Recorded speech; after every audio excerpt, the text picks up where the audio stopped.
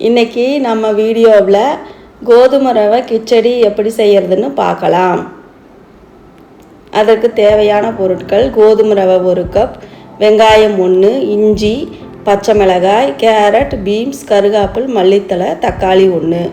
ஒரு கடாயில் 3 ஸ்பூன் எண்ணெயை விட்டு கடுகு, 1 ஸ்பூன் கடலைப்பருப்பு, வெங்காயம், இஞ்சி, தக்காளி, கருகாப்பில் எல்லாத்தையும் போட்டு வதக்கிக்கங்க.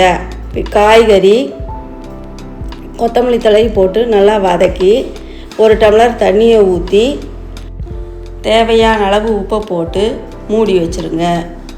காய்கறி வெந்ததும் 1/4 ஸ்பூன் மஞ்சத்தூள் போட்டு நல்லா கலந்து விடுங்க. 2 டம்ளர் தண்ணியை ஊற்றி மூடி வச்சுருங்க.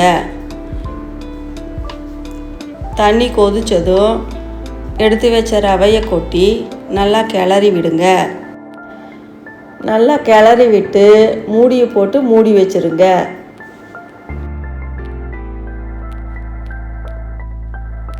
ஒரு ஸ்பூன் எண்ணெயை விட்டு நல்லா கிளறி மூடி வச்சுருங்க. 2 நிமிஷம் கழித்து மூடியை திறந்து பார்த்தா சூடான சுவையான கோதுமை ரவை கிச்சடி தயார்.